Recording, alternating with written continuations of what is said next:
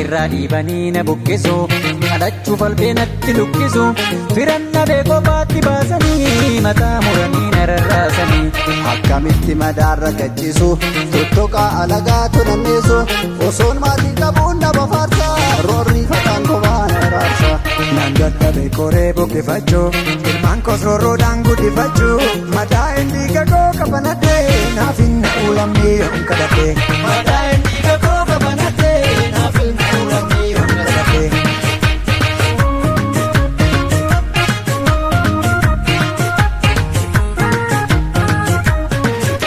Jedhee muddama keessaa lammiinsi waammataa inni albeedhaan nyaachuuf mataarra dhaabbata ajjeesanii lammii kee habiddaan gubbubu cinaachi keessi dhiiguu maaliif si lubbubu.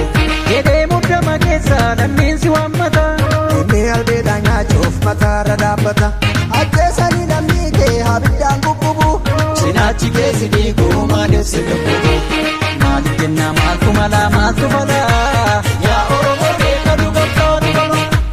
Maaliif jennaa maaltu falaa maaltu malaa yaa Oromoo beeka dubartoota balaa. maaliif jennaa maaltu falaa maaltu malaa.